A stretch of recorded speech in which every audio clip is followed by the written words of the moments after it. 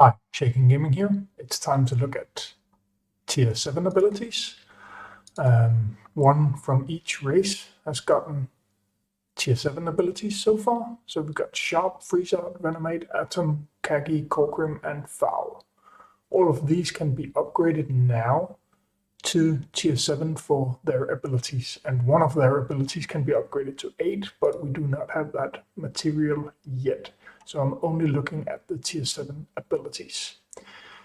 This is on the test server, so they are all just updated. That doesn't matter. I'll just look at the upgrade from 6 to 7 and rank them.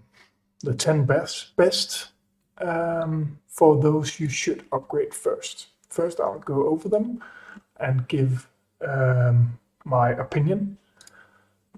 If we start with Sharp, his basic ability increases 40% in damage, and instead of having a 50% chance to inflict an armor decrease for 2 turns, it's a certain. That's a good upgrade, good quality. Then there is his second ability, attacks 3 times. Each attack deals 150. That goes up to 180. And if all 3 hits crit, then he restores 40% turn meter. It's okay, but it's not fantastic in any way. And there's this one, gains crit chance increase and applies it to all allies for 2 turns. He himself gets crit damage for 2 turns. That gets plus accuracy for all for 2 turns. Yeah, it's nice sometimes, but it's not very often you need the accuracy, so never mind with that.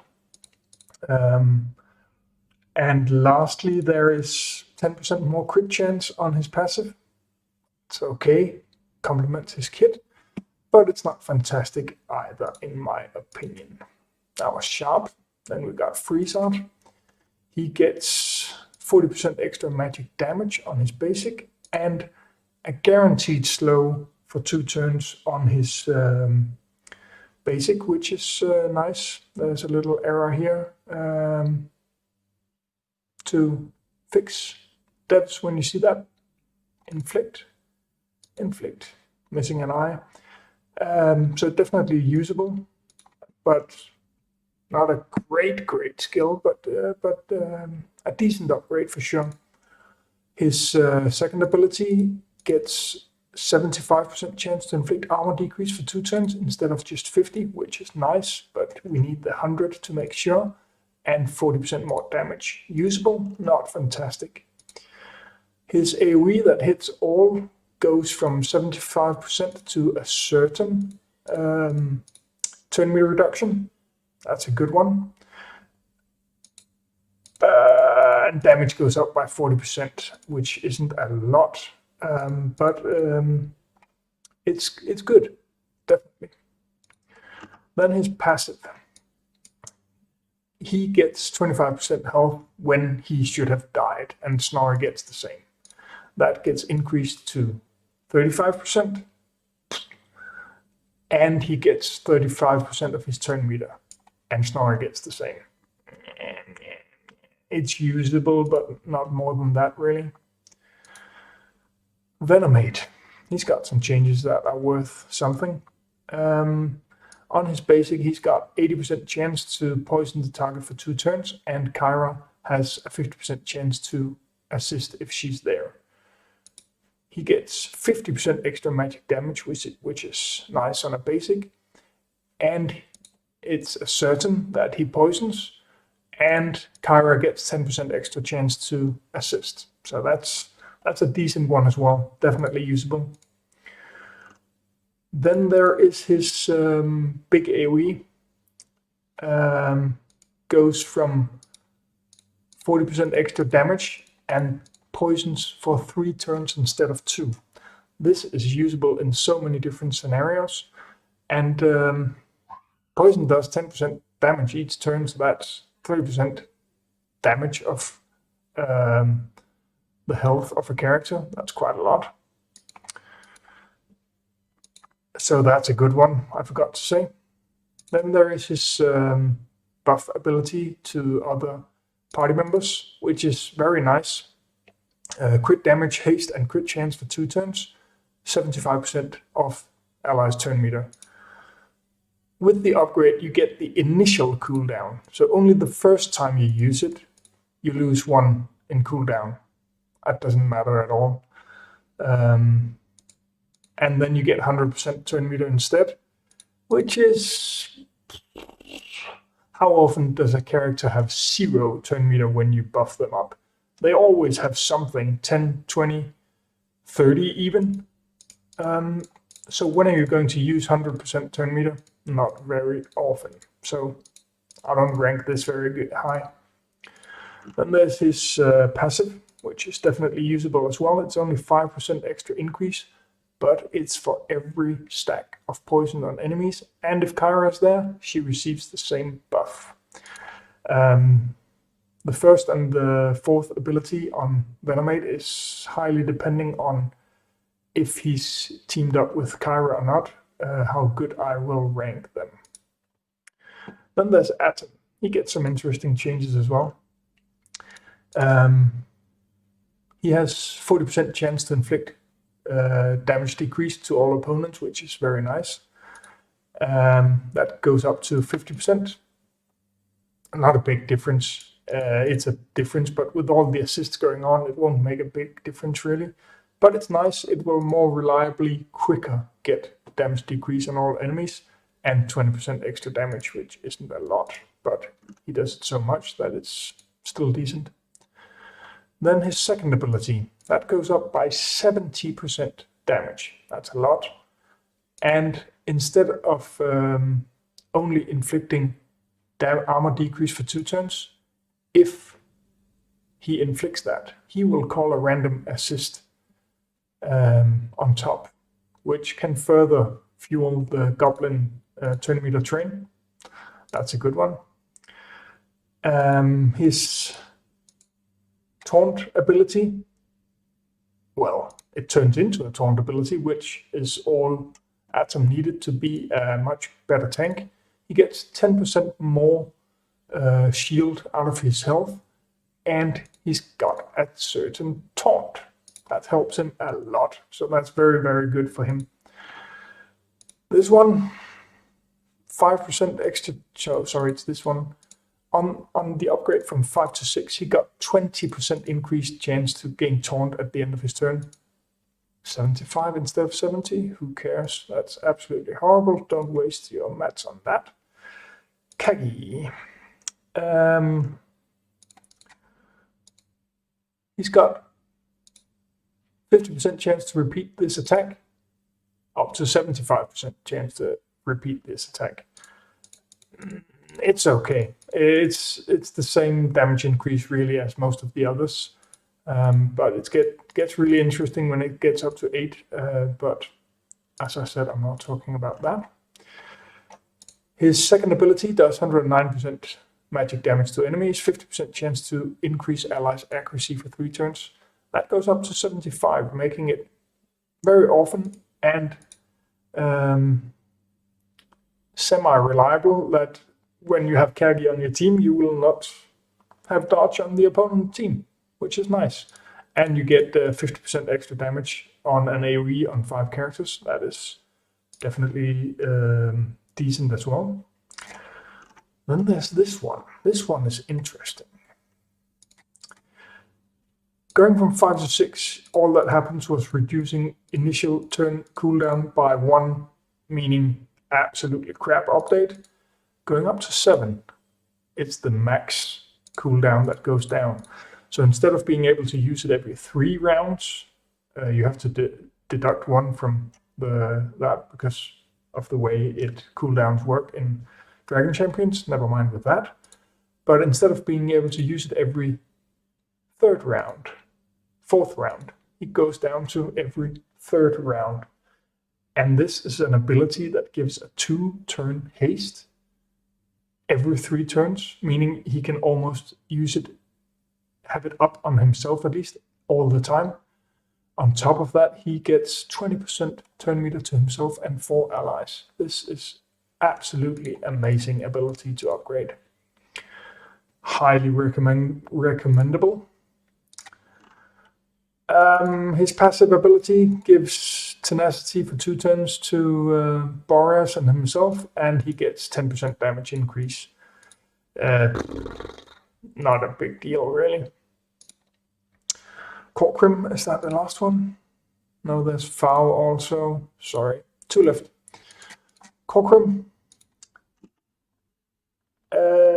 He gets 50% more damage on his basic, and then he gets, before he could only inflict burning for 2 turns, now he inflicts burning for 3 turns, plus he gets bonus 20% for every stack of burning on the target. This is a big jump up for that ability. That's a strong ability if you ask me. And the next one is as well. On 6, he got 50% chance to stun all enemies for 1 turn, which everyone fear when going up against him, but only 50% chance. Going up to 7, he gets 50% more damage and a 70% chance to stun. That's very, very strong. His third ability, I haven't bothered upgrading past level 2 or something on my live account because it's absolutely useless. And it stays useless all the way up to level 6. Because to make it work, you need the target stunned and burning. Then he will do an AoE to all the others for 100% extra magic damage. Which doesn't happen a lot, let's just put it that way.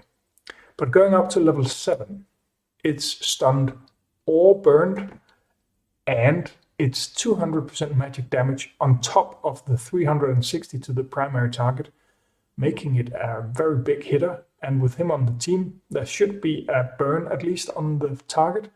So this one is suddenly usable well, good actually, instead of completely hopeless.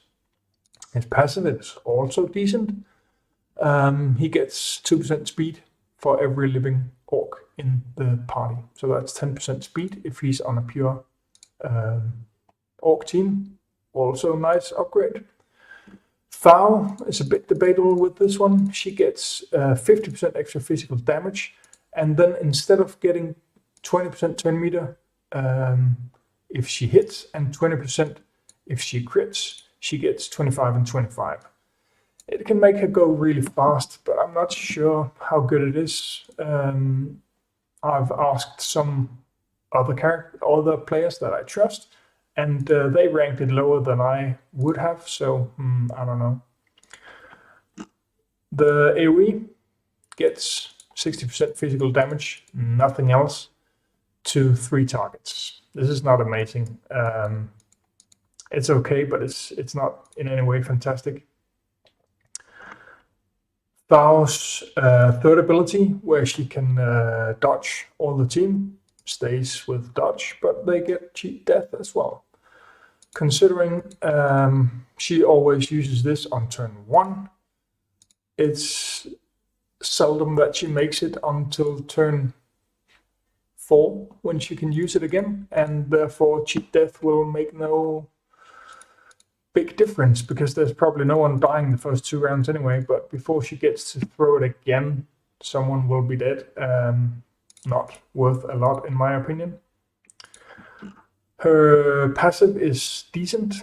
Instead of just getting a flat damage increase, she gets 5% extra for each living panda on the field, effectively doubling this passive, so that's decent as well. Now, which abilities are the best?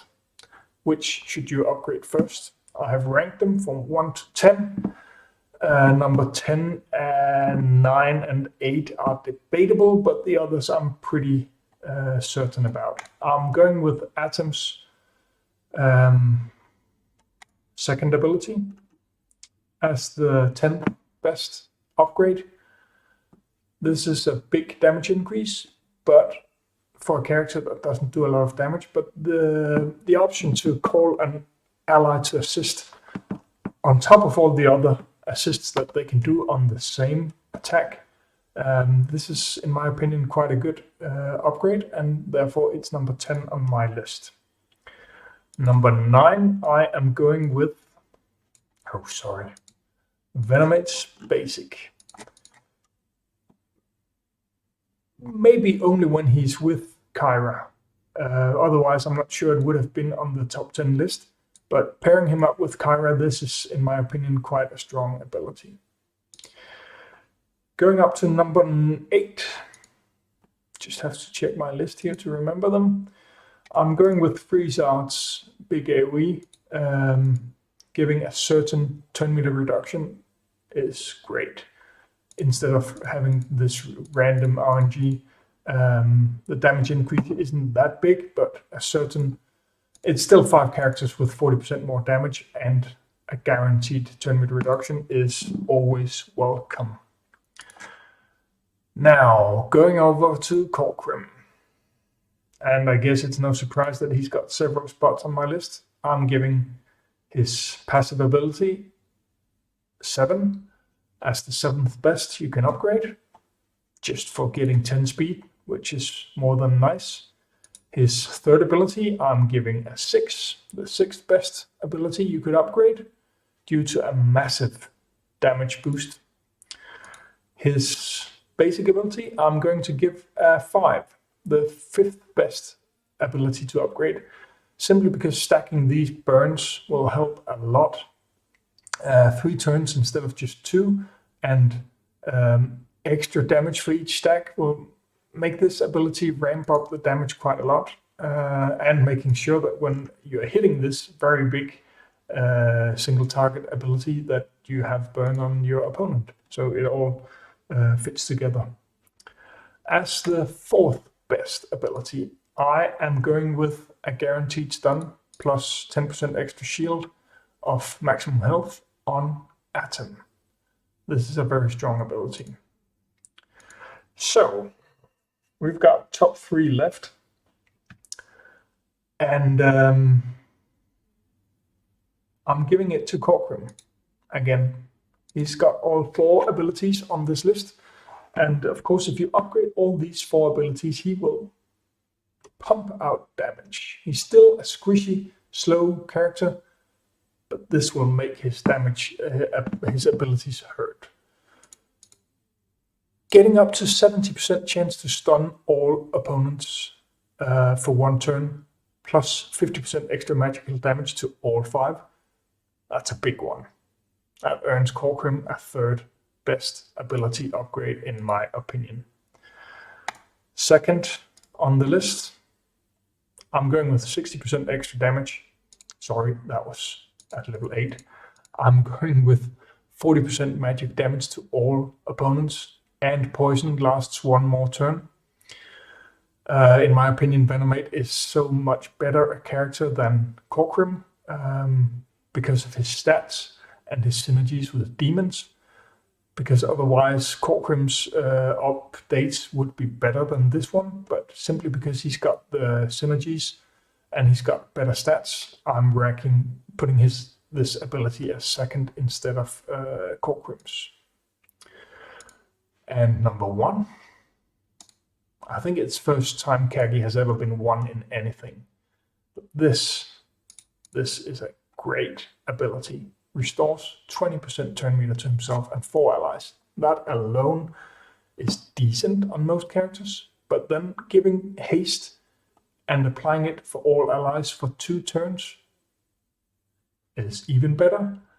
And on top of that, reducing the cooldown to just 3 effective turns once you've started. It's a no-brainer for me. There's none of the others that are even close to being as good as Kagi's